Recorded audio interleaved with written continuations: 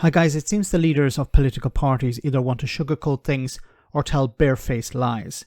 Why is that?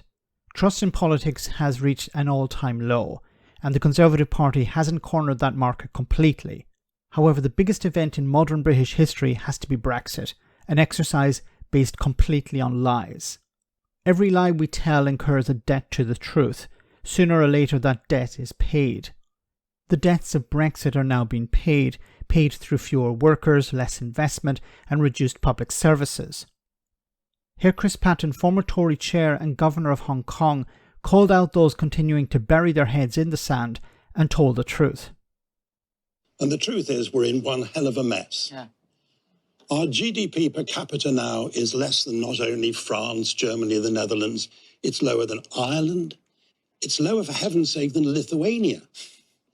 The poorest 20% in Britain are poorer than the poorest 20% in Poland. That is not the sign of a community, of a country which has things going for it. I don't know if any of you listen to the Today programme. It's the way I wake up every day. And I listened to Larry Summers, the former American Treasury Secretary, this morning, talking about the world and talking about Britain. And he was arguing that Britain is in a much worse position than others. They were all facing a really difficult international situation. Why are we in a worse situation? First of all, because of inflation. And inflation is partly a result of us spending a great deal of money, which was necessary in order to deal with energy prices. And I think Rishi Sunak did that extremely well in the furlough scheme. It's also because of a lax monetary policy by the Bank of England. But it's also, and this is a word one isn't supposed to use anymore, it's also because of Brexit. It's because of what Brexit did to the value of the pound. It's because of what Brexit has done to make it more difficult for us to import goods and for us to import labour. And importing food now is costing us, according to the LSE, £7 billion more a year because we're outside the European Union. And until we start facing up to the realities of our life, to the fact that we can't possibly spend money on all the things we want, increase public spending and cut taxes. It's absolutely impossible. You can't do all those things. And I just wish, I think Rishi Sunak and Keir Starmer are decent human beings. I just wish they would fess up to the fact that we have to tell people what they're going to have to expect in the next few years, because I think it's going to be very tough to get out of the hole that we're in.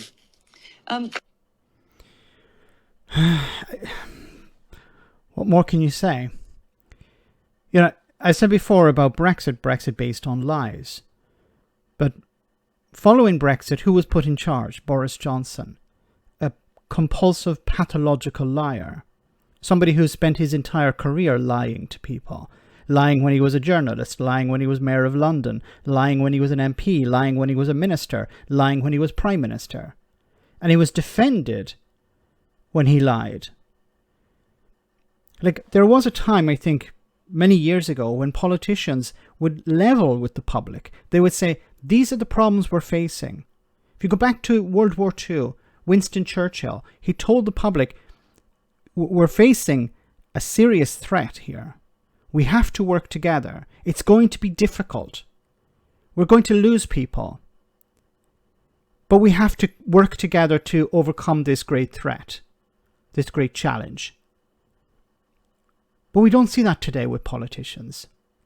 We see Rishi Sunak and Boris Johnson and Liz Truss and others on the Tory side saying, don't worry, everything's going to be great. We're going to grow the economy. Just don't talk about Brexit.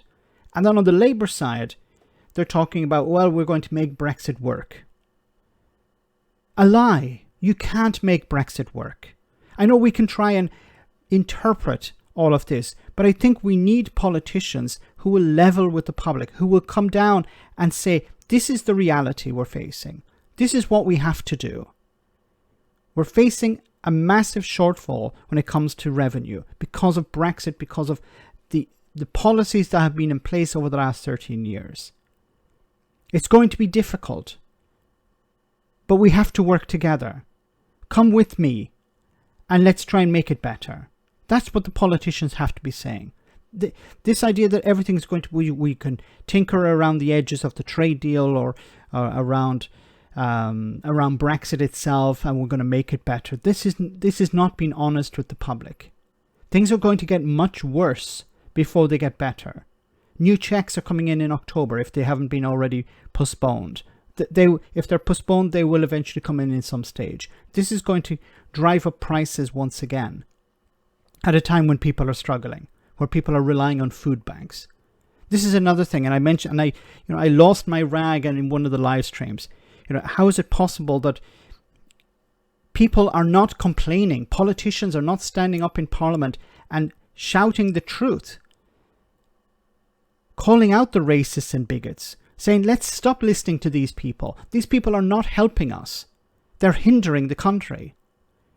Why is nobody angry about food banks? Why aren't they shouting from the rooftops why food banks should not exist? It's a failure of government. There needs to be more truth in politics. Maybe this is pie in the sky. Maybe this is wishful thinking. But I think if somebody were to stand up and say, it's going to be terrible, but let's try and make it better, I think this person would be respected. I think they would be able to garner some support. This was a wonderful speech by Chris Patten. He's somebody who knows what's going on. And he's right to say there needs to be some truth. People need to be told, people cannot be treated like children. They need to be treated like adults and told this is the reality.